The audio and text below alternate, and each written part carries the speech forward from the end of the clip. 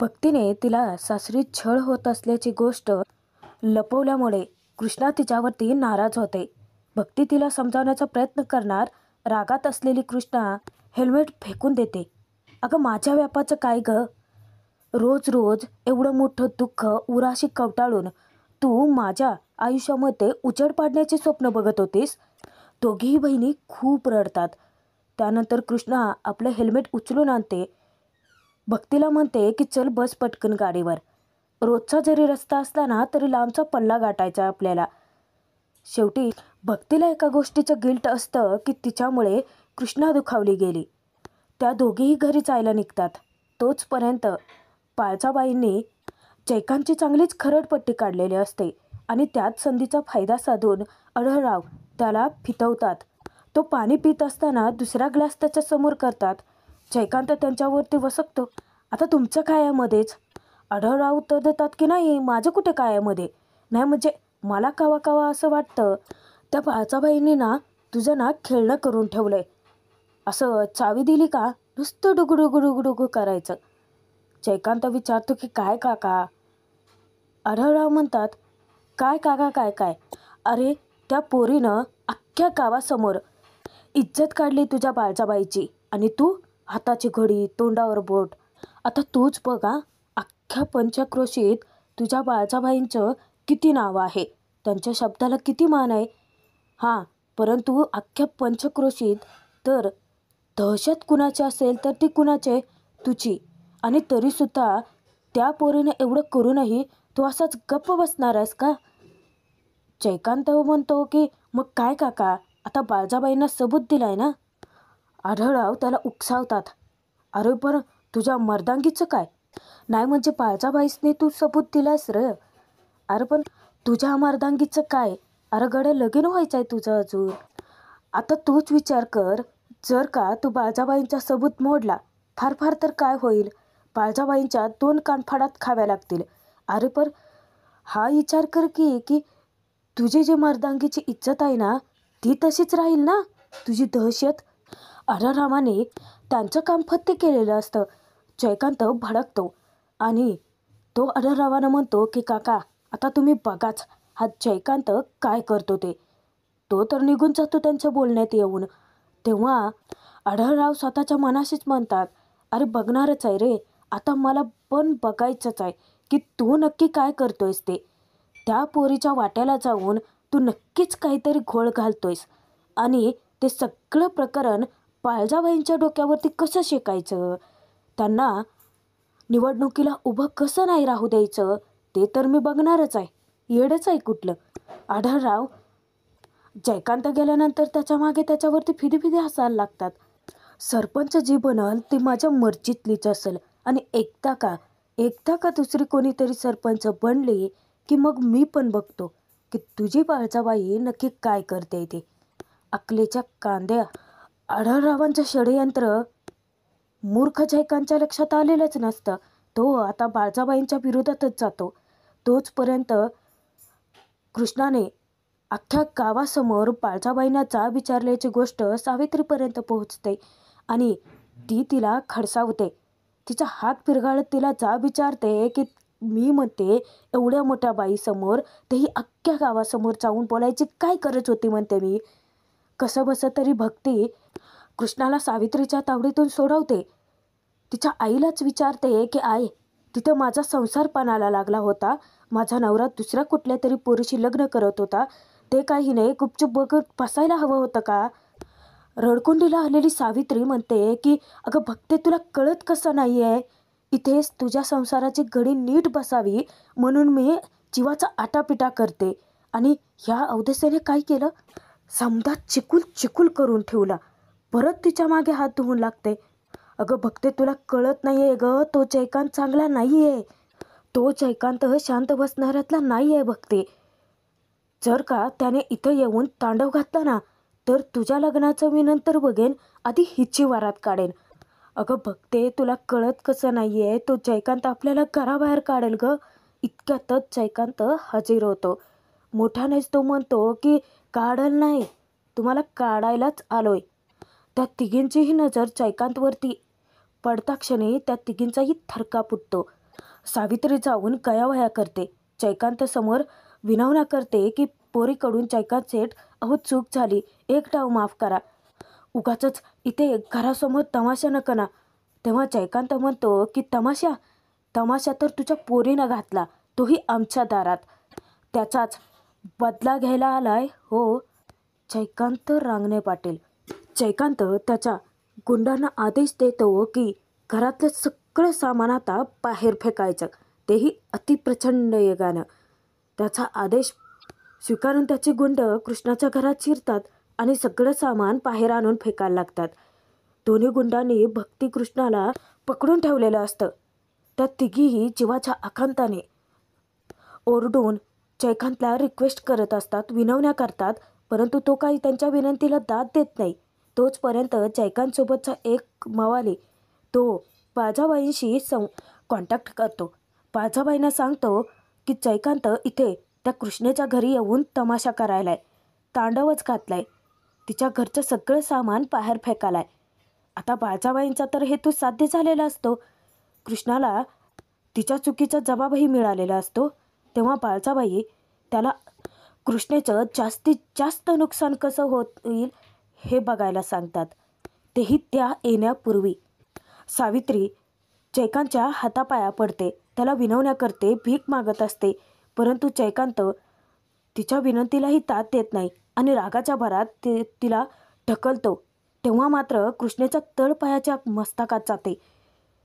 जयकांतवरती ती ओरडते की जयकांत, आजपर्यंत तू माझ्यासोबत जे काही केलंस ना, ते सगळं मी सहन केलं, गप्प बसते, पण तू आज माझ्या आईवरती हात उगारलाय, तुला तर मी नाही सोडणार. रागाच्या भरात कृष्णेच्या हातून सगळ्यात मोठा गुन्हाच घडतो.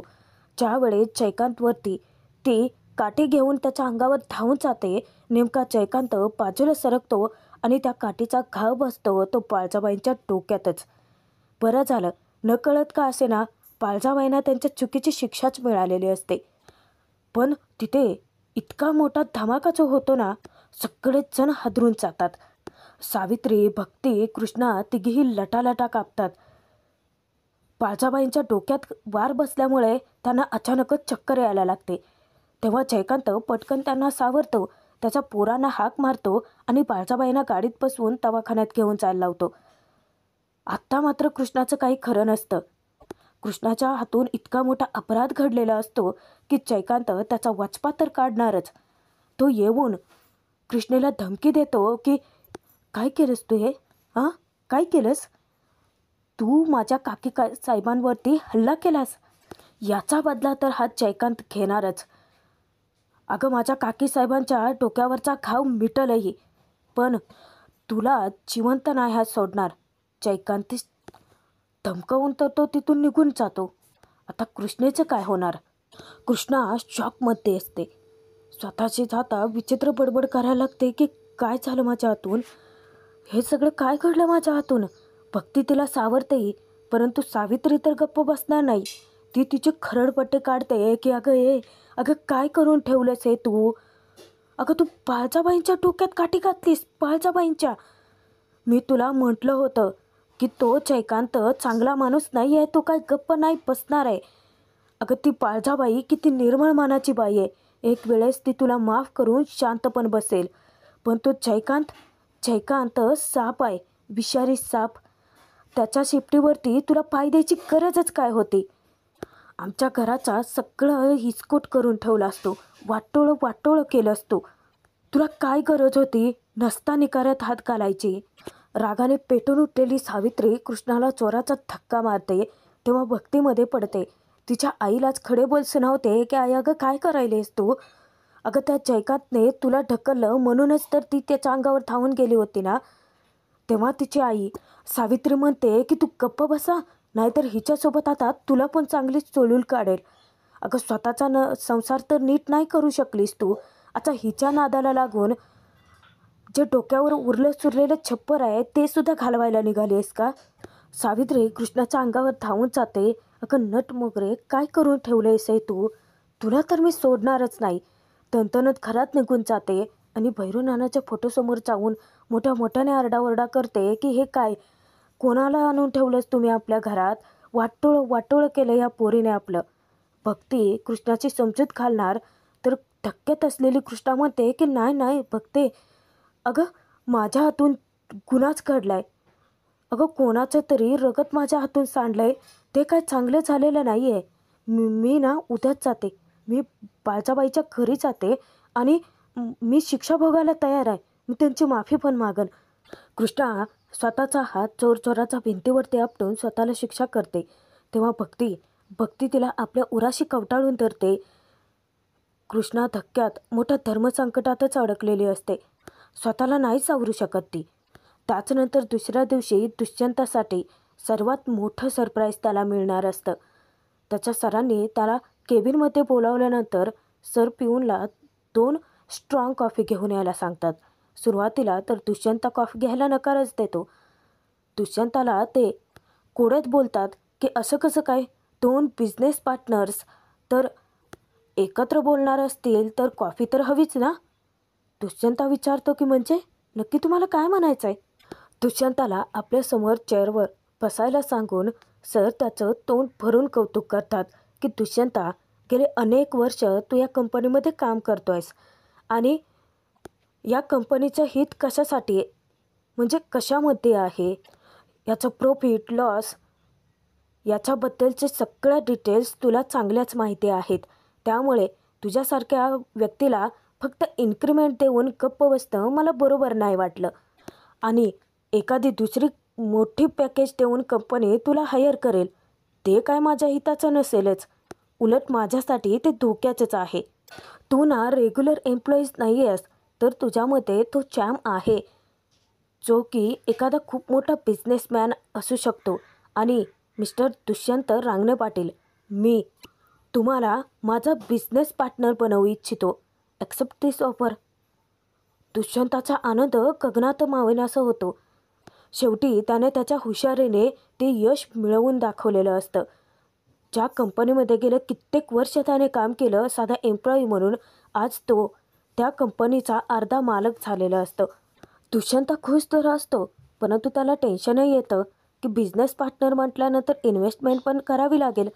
तेव्हा त्याचे सर त्याला ऑफर देतात की 10% किंवा 30%चा इन्व्हेस्टमेंट तू करू शकतोस, म्हणजेच तुला 25 कोटी तरी भरावे लागतील. दुष्यंताला आता विचार करायला वेळ हवा असतो. तेव्हा त्याचे सर त्याला समजावतात की हे बघ, तुझ्यासाठी ही रक्कम काही जास्तीची नाही आहे, परंतु तू ही एवढी मोठी आलेली ऑफर नाकारावीस हे काय मी तुझ्याकडून एक्सपेक्ट करत नाही आहे. तुला हवा तितका वेळ घे तू आणि मग निर्णय. दुष्यंताची तर काही हरकत नसते. तो सरांनी दिलेली एवढी मोठी ऑफर स्वीकारतो. इकडे बाळजाबाईंना प्रेस कॉन्फरन्सवाल्यांनी घेरलेलं असतं. रिपोर्टर बाळजाबाईंना नुसतं प्रश्न विचारून भांडावून सोडतात. त्यांना विचारतात की तुम्हाला ही जखम कशी काय झाली, हा हल्ला तुमच्यावरती केला कोणी, म्हणजे तुम्ही निवडणुकीत उभ्या राहिलात म्हणून विरोधी पक्षाचं का रस्ता नाही का हे. आता तुम्ही त्यांना काय उलट उत्तर देणार आहात ज्याने तुमच्यावरती हल्ला केला. तेव्हा दलपतराव रिपोर्टरला रिक्वेस्ट करतात की हे बघा, थोडा वेळ थांबा, बाळजाबाईंना थोडीशी विश्रांती घेऊ द्या, तुम्हाला मिळतील ना तुमच्या प्रश्नाची उत्तरं. बाळजाबाई जाऊन आता खुर्चीवरती बसतात. तेव्हा त्यांच्यासोबतचे जे कामगार आहेत, कार्यकर्ते आहेत, त्यांना थोडंसं टेन्शन येतं. बाळजाबाईंची काळजीही वाटते. त्यांनी विचारता क्षणी मैनावतीला तोंड उचकटायची काही गरज नव्हती, परंतु रिपोर्टरच्या समोर ती तोंड उचकटतेच. अहो काय सांगायचं दादा तुम्हाला, अहो ती कृष्णा एवढी चवळीची शेंग आणि आमच्या बाळजाबाईंना वरचढ ठरली हो. काल तो सामूहिक विवाह सोहळा होता, त्या कार्यक्रमाचा पण त्या पोरीनं फार बट्ट्याबळ केला बघा. आणि रात्रीच्या वेळेला तिने आमच्या बाळजाबाईंचं टक्कूरच फोडलं की नाही, म्हणजे डोक्यात काठी घातली हो. तेव्हा जयकांत मैनावतीला म्हणतो की मदर, थोडंसं गप्प बसता का. दलपतरावही आता तिला गप्प बसायला सांगतात. मैनावती रिपोर्टरच्या समोर बोलते की नाही, म्हणजे आता जे काय घडलं ते सांगायला नको आहे का. तेव्हा दलपतराव आता रिपोर्टरच्या समोर ते सगळेजण आहेत याचं काही भानच उरत नाही त्यांना. रागात ते बोलून जातात की आता ना सगळा या गोष्टीचा उकल करतो आणि कायदेशीरपणे आणि बेकायदेशीर पण कलमच लावतो, सोडणार नाही मी कोणालाच. जयकांतचंही तेच म्हणणं एकेकाला सोडणार नाही मी. आढळराव येतात. आढळराव येऊन मुद्दाम पाळजाबाईंच्या जखमेवर मीठ चोळण्याचा प्रयत्न करतात. विचारतात, एवढी मोठी जखम झाली होय? पट्टी पण लावली आहे? नाही म्हणजे पट्टीच्या खाली मलम लावलं होतं का? आढळरावांचा हात बाजूला सारून पाळजाबाई म्हणतात की तर जखम लई खोलवर आहे. आता जखम आमचे म्हटल्यानंतर मलम पण तुम्हीच बनणार ना, नाही का? पाळजाबाईंचं बोलणं ऐकून मैनावतीला इतकं हसू येतं. इतक्यातच गावातले काही लोक पाळजाबाईंच्या नावाने घोषणाबाजी करत तिथे येतात. गावकरी पाळजाबाईंना विचारतात की तुमच्या डोक्याला ही जखम झाली आहे ना, ती कोणी केली ना, ती फक्त सांगा. तेव्हा त्यांचा नोकर सांगून टाकतो की शेजारच्याच गावची एक पोरगी होती. गावकरी विचारतात की म्हणजे त्या पोरीला जगायची इच्छा नाही आहे वाटतं. आता 2 दिवसांवरती निवडणुकीचा फॉर्म भरायची वेळ आली आहे आणि तुमच्यावरती हा असा हल्ला. नक्कीच हे विरोधी पक्षाचं कारस्थान असावं. पाळजाबाई त्यांच्या माणसांना सक्त ताकीद देतात की त्या पोरीला काही करायचं नाही आहे. जे घडलं ते सगळं चुकून घडलंय. मैनावती मुद्दाम टोमणे मारते. नाही म्हणजे पाळजाबाई, त्या पोरीने एवढा मोठा घाव गेला तुम्हाला आणि किती थोर मनाच्या आहे तुम्ही. एवढ्या लगेच माघार घेतली होय? म्हणजे आजकाल इतकं मोठ्या मनाचं कोण असतं ना. आता दुष्यंताला घडलंय ते कळवावं लागेल. पाळजाबाई खडसावतात की मैनावती, नको तिथे अक्कल पाजळायची काही गरज नाही आहे. काल पण आम्ही सिरियस असल्याचा खोटा फोन केला. माझ्या दुष्यंताची काय अवस्था झाली होती बघितली नवं? तेव्हा मैनावती उत्तर देते की पाळजाबाई, पण आता सिरियस मॅटर झालाय ना. पाळजाबाई, विषय संपला म्हणत हात वर करतात. सगळ्यांचीच बोलती बंद होते. तोचपर्यंत एक त्यांचा माणूस धावत बातमी घेऊन येतो कृष्णा आल्याची. सावित्री कृष्णाला घेऊन पाळजाबाईंच्या पायाशी येते. त्यांच्या पाया पडत ती माफी मागते. एकटं माझ्या पोरीला माफ करा. लई मोठी चूक झाली तिच्या हातनं. तेव्हा जयकांत इतक्या चवताळलेल्या नजरेने कृष्णेकडे बघतो ना की कृष्णाचा पाळजाबाईच्या समोर आल्यानंतर थरकापच उडालेला असतो. पाळजाबाई थोडा वेळ त्यांच्याकडे कटाक्ष टाकतात. त्यानंतर सावित्रीला त्या उठवतात आणि विचारतात की नाव काय तुझं? सावित्री सांगते की सावित्री कोल्हापुरे. पाळजाबाई म्हणतात, छान नाव आहे, पण तू का माफी मागायला लागलीस? तुझी काय चूक आहे याच्यात? आणि त्या कृष्णाकडे बघतात. खरं तर त्यांना कृष्णाला आपल्या पायाशी आणायचं असतं. तर भाग इथेच संपतोय. पुढील भागात बघूयात. कृष्णा हा मॅच खेळण्यासाठी आलेली असते आणि कृष्णा मॅच खेळण्यासाठी येता क्षणी अख्खं गाव कृष्णाच्या नावाचा जयघोष करायला लागतं. कृष्णा एकावर एक चौका छक्का मारत असते आणि नेमका षटकार मारत असतानाच तिचा बॉल जाऊन लागतो तो डायरेक्ट झाडावरच्या मोहळाला. मोहोळ उठल्यानंतर आता सगळेच जण इकडे तिकडे पळून जातात आणि त्यात अडकतो दुष्यंता. दुष्यंता आवडीने मॅच बघत असतो.